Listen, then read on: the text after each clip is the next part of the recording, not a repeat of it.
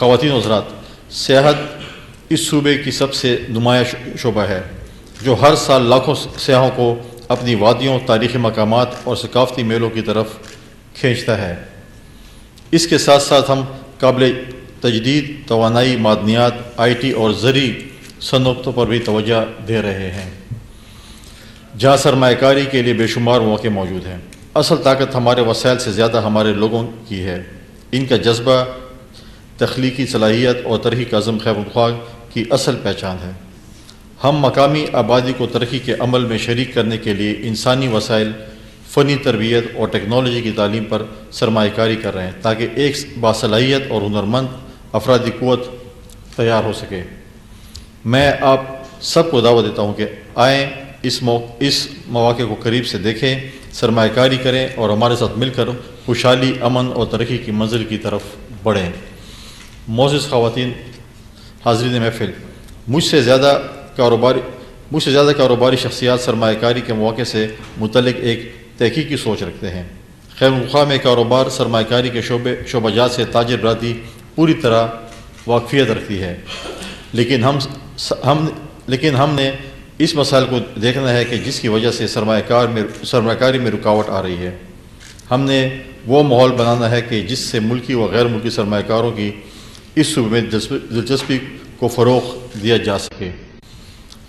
یہ صرف اکیلے آدمی کام نہیں ہے، بلکہ یہ اجتماعی کوشش ہے سے ہی ممکن ہے۔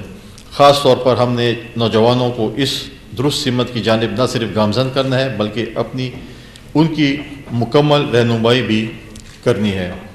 آج کی تقریب ایک نوجوان کاروباری شخصیت کی سوچ کی بدولت ممکن ہوئی ہے۔ بحیثیت گورنر خیبر پختونخوا میں اپنے باصلاحیت نوجوان طبقہ کو آگے لانے کے لیے ان کی مکمل سرپرستی میں مصروف عمل ہوں، کیونکہ ہمارے نوجوان باہمت،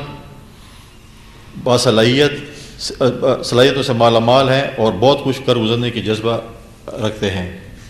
انفارمیشن ٹیکنالوجی اور آرٹیفیشل انٹیلیجنس کے اس ترقی یافتہ دور میں صنعتی اور کامیابیوں کا سفر جاری و ساری رکھنے سے ہم ترقی یافتہ ملکوں کی صف میں آ سکتے ہیں، جس کے لیے ضروری ہے کہ ہم اپنے نوجوانوں کو کاروبار اور سرمایہ کاری کے رجحانات سے واقف کرائیں اور ان کی مدد کریں۔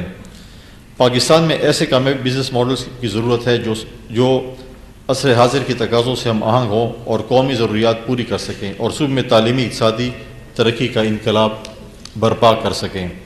میں آخر میں ایک بار پھر معزز تاجر برادری، ملکی و غیر ملکی مہمانوں کا گورنر ہاؤس آمد پر شکریہ ادا کرتا ہوں اور اب سب سے درخواست کروں گا کہ خیبر پختونخوا صوبہ بے تحاشا قدرتی وسائل کے باوجود ترقی کی دور میں پیچھے رہ گیا ہے۔ آئیں میرے ساتھ ہاتھ ملا اور اس صوبے کی ترقی خوشحالی کی سفر میں شامل ہوں۔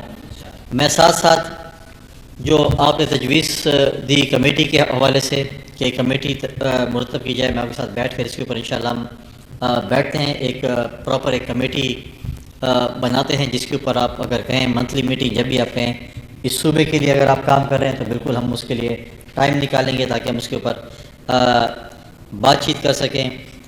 جو یہاں پر بات چیت ہوئی کاروباری حضرات کی ریگارڈنگ گورنمنٹ، فیڈرل گورنمنٹ، وفاقی وزیر خزانہ کے حوالے سے انشاءاللہ آپ کی جو تجاویز ہیں وہ پراپر فورم تک انشاءاللہ تعالیٰ جو ہے وہ میں پہنچاؤں گا۔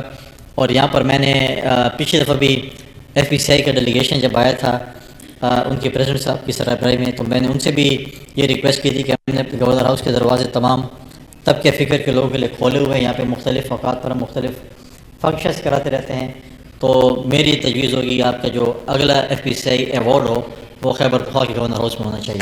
Thank you very much.